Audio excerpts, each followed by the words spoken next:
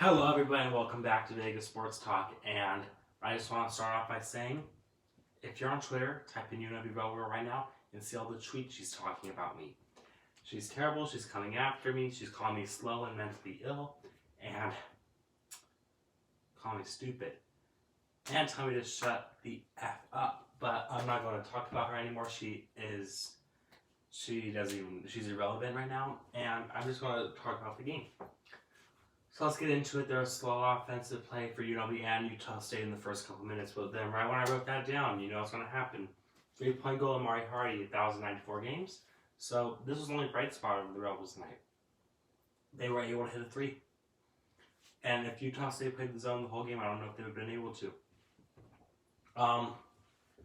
John was shooting threes early, and he cannot be doing that. And I wrote down that TJ needed to bench him for doing that. He did it 3 times, and he didn't get any punishment for it.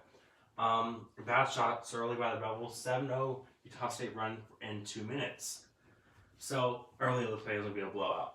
And then Blair committed the second foul 90 feet from the basket, and the Rebels were on a scoring drought. They were committing too many dumb fouls, and they were not scoring, and they were not getting stops either.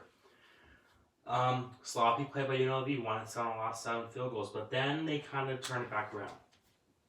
For a run after a Jong block, it was 11-9 Aggies. Then the Rebels on another 8-4 run. Back-to-back threes, UNLV's lead 19-15. So right here you're like, ooh, the Rebels can actually win this game. If you thought that, you were wrong. Quick pace game, UNLV tied after a 4-0 Utah State run 19-all, and that's what the Rebels do. They'll get a lead and then they'll give it back up. They do that all the time on the road. They cannot win on the road. They have won 2 road games in the Mountain West Conference play this year. That's totally unacceptable. Back and forth play by both teams, 23-21 Rebels. No Aggies points in the last 3 minutes they had. But then there's a quick 5-0 run for Utah State, 26-25 Aggies. So you know when the Rebels get up, they're going to blow it. Well played first half by the Rebels. They were leading 29-27. And the second half started well as well, but you know it wouldn't have lasted. Come on, you know. First thing I wrote on here, Mbake, stop shooting threes. He needs to stop shooting threes. He was shooting threes that were not makeable. If you're open, you don't have to shoot and from 3. And if you're guarded, you don't have to shoot. You can pass the ball. But the Rebels are playing great team defense. 6-0 run by the Rebels to start the half, 35-27, and the refs were letting them play. And then there was a little bit of a makeup call. Craig Smith called timeout late into the referees, and it was a little bit of a turning point in the game. There was a Cato layup and one a little bit of a makeup call, but it really didn't matter. They were going to lose that game anyways, the Rebels. They were starting to play bad again, the Rebels. Third foul on McFlair. This is when it all went downhill. I knew when the Rebels were up by 8, I knew they were going to lose this game. As a Rebel fan, you know when they're going to lose the game because you can tell by the coach's attitude and the player's attitude. They did not look like they wanted to win it. UNLV was up 5, and I wrote down they could not lose this game. They need to win this game for the Mountain West Conference, and Utah State zone was messing the Rebels up. They were playing a 1-3-1 and a 2-3. It was really messing the Rebels up because the Rebels could not get any penetration or baskets off of it. And I think TJ should have put in John Antonio. I know he's a liability on the defensive end, but if he was making threes last night, it would open the whole floor up for the Rebels. Then there was a 5-0 Aggie run, 35-32, but then a Hamilton jumper made it 37-32, back and forth. There was a Hardy turnover. The Rebels don't know how to play with a lead. And I wrote that down right then, and it paid true to the rest of the game. There was a makeup call Cindy I wrote. Refs calling cheap Rebel fouls.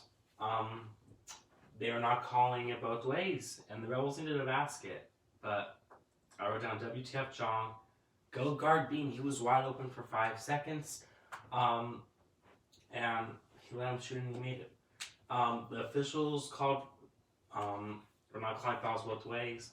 The fouls were already 5-2 in the first about 8 minutes for the Rebels, and Craig Smith got all those calls. He needs to stop crying to the referees at midcourt. He should have got technical. He ran out on the court, he called a timeout, and during the play he helped one of his players up.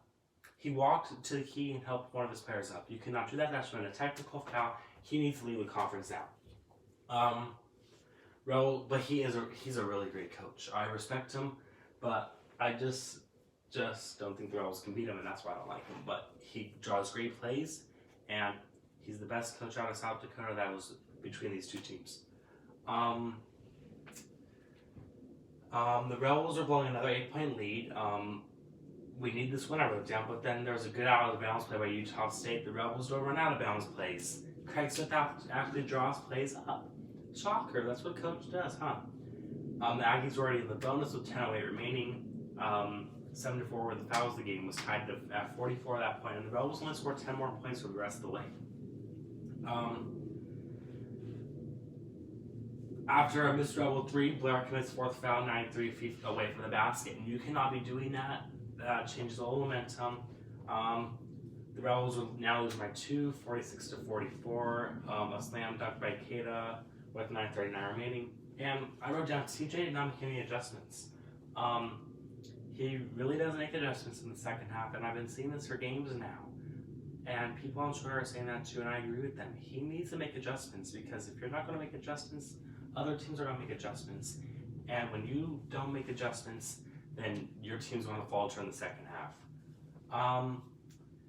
They could not win on the road, I wrote. And the Rebels needed a basket, but they were 0 from 5 from field goals because of the zone in the last 5 shots. There was a great steal by Michu Long. Samuel answers with a 3. And I wrote down again, WTF Jong. TJ, you need to get him out. He's not passing the ball. He's shooting up every three, every layup. He's turning the ball over. He's traveling. Just terrible. He's not playing the ball. He cannot defend Keita. He's terrible on offense. Make an adjustment, I wrote. Then there was a Keita foul. But actually there was not a foul. They needed to double team Keita because Keita was just getting foul calls for him.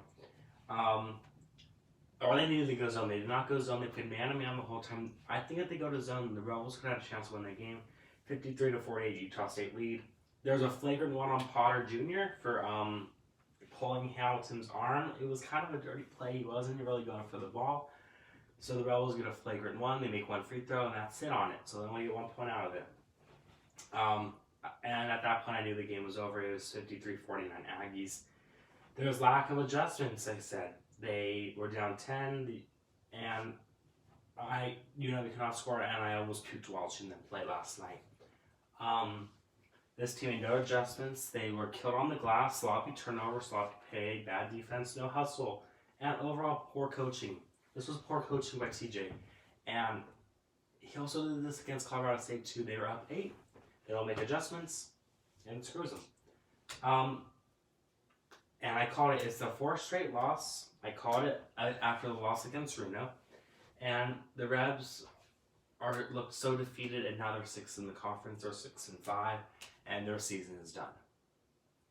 You guys don't even have to tune in anymore because you know the season's done unless I post something otherwise. But I will still be posting the previews and reviews because I'm a true fan.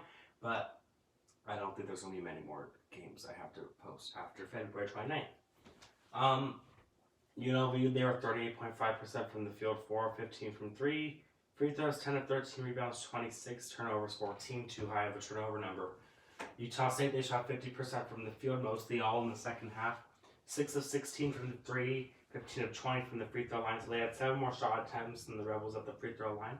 34 rebounds and 14 turnovers. So they out-rebounded the Rebels by 8. And as you can see, the keys of the game, the Rebels did not check any of the boxes. Limit turnovers under 10, nope. Stay out of foul trouble, no. Shoot threes, shoot 35% from 3, they did not do that. And they needed to win the rebound battle, and guess what? Nope. So they lose this one 69-54, and they play Fresno on Saturday, but they should be able to win the game. But I don't know how they're playing right now. The MAC will be dead, and I know it'll be dead, but I'll be there at 5 o'clock. And make sure you're there too. We need your support, but if you don't want to come out and pay the money, I totally get it. So thank you guys so much for watching. It was another tough loss by the Runnin Rebels, another tough game to watch. But thank you guys so much for staying with me. I'll talk to you guys again real soon.